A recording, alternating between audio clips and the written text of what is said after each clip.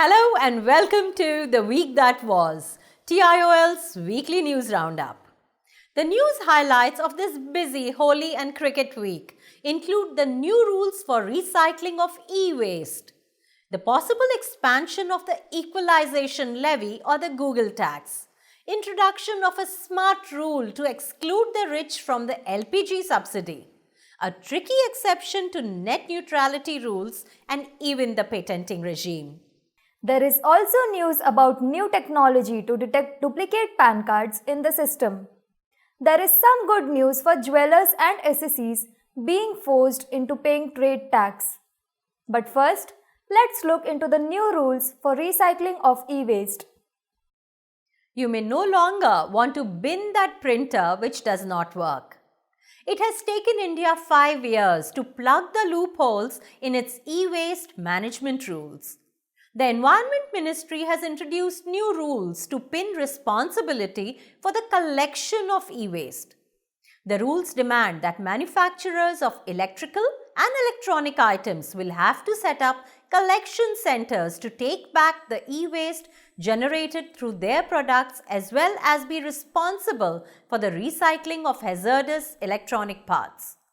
The system introduces a collection mechanism that allows buying back e-waste from consumers through refurbishers set up by the authorized recyclers. The rules also include the states in the responsibility chain.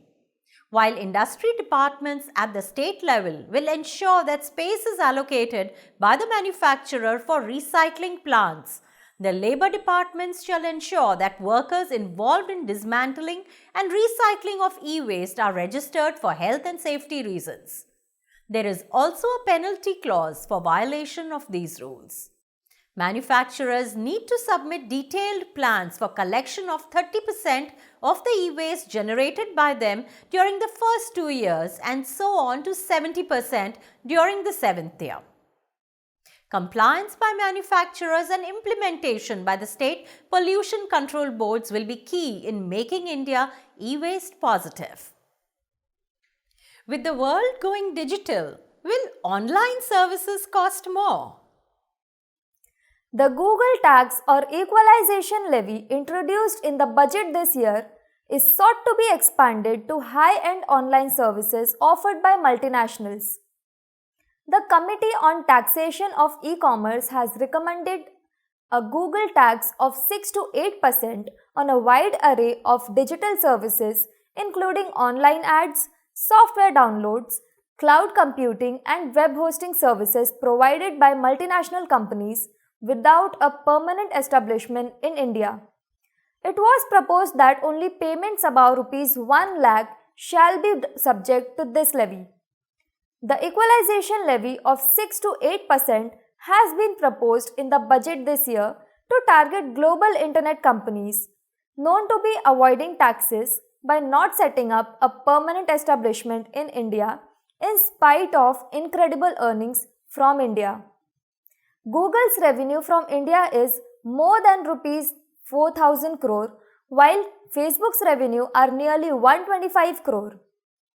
The levy, an attractive tool for governments internationally, is proposed to be imposed initially on the fees paid by online advisors in India to foreign e-commerce companies and eventually extend the levy to all cross-border online transactions. The committee has also clarified that the levy is out of purview of tax treaties. The CBEC has announced a hands-off policy from the harassment of jewelers. The government has appointed a high-level committee to look into compliance procedures for levy of 1% excise duties on jewelers, as announced in the budget recently.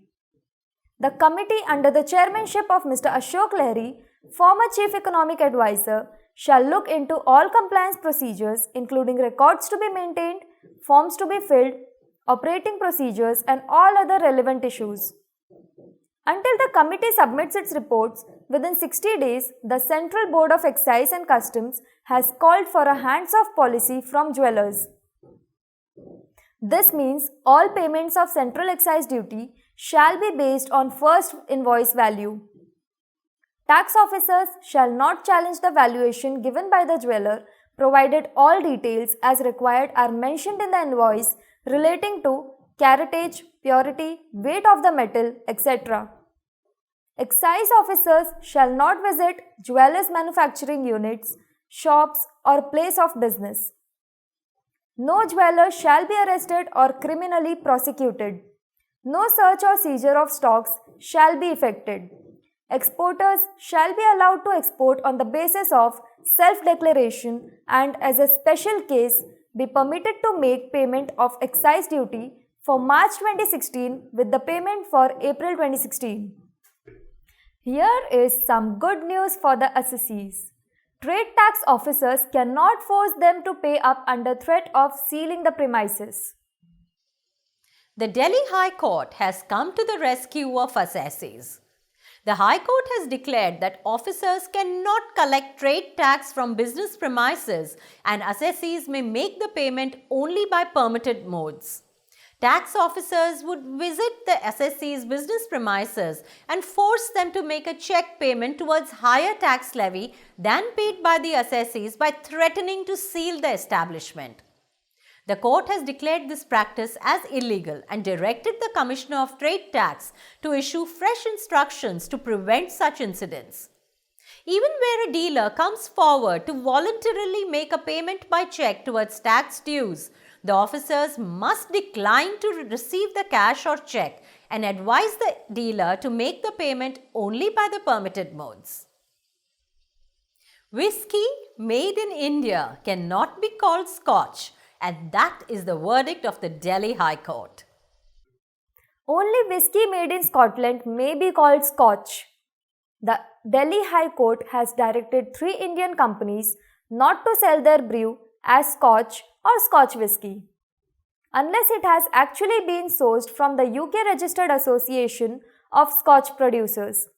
The Scotch Whisky Association, with 58 members that sells well-known brands including Johnnie Walker, J&B, Ballantine, Chivas Regal, VAT 69, Cutty Sark, etc., controls 90% of the international Scotch market. This association had filed a case against 3 Indian companies, Oasis Distilleries, Addy Brown Distillers and Bottlers, and Marlborough International, that were allegedly selling 3 local products, Royal Arms, Blue Petrol, and Marlborough as Scotch whisky. The Scotch Whisky Association proved before the court that Scotch is only another name for whisky made in Scotland. It had registered Scotch as a geographical indication in India and therefore could allege infringement of this registration by 3 Indian companies. The Delhi High Court has restrained these companies from selling products which make any sort of reference to Scotch or Scotch whisky or Scotland, or use any words, names or images which are evocative of Scotland or Scotch whisky. Products brewed locally in India cannot allude to the word Scotch or Scotch whisky. A study has shown that people want video recordings of court proceedings. Does the public have a right to see justice in action? Will video recordings of court proceedings make the judiciary more transparent? While the American Supreme Court has refused to allow cameramen into court hearings, the apex court in India may feel otherwise. The present Chief Justice of India, Mr. T.S. Thakur, feels that the voice of litigants and the public must be heard to make the justice delivery process transparent. An online survey also found that people want video and CCTV recordings of court hearings and are even willing to pay for the recording of their cases. More than 13,000 persons responded to the online survey conducted by Local Circles, a citizens' platform. More than 80% stated that they favored video recordings of court hearings and were willing to pay a retrieval fee for the video if it was a paid service. Incidentally, in January 2015, a Supreme Court bench headed by the former Chief Justice of India, Mr. H.L. Datu, had rejected a petition to initiate audio-video recording of court proceedings. Should general court proceedings be recorded and available for public viewing? We would like to hear from you. The rights of a patent owner may be protected under TRIPS or trade-related intellectual property rights, but there is an exception. A government, as a member of the World Trade Organization, not only has the duty to protect a patent but also the right to override it. The Ministry of Commerce and Industry has clarified that India has the structural framework to safeguard IPRs but retains the right to override it.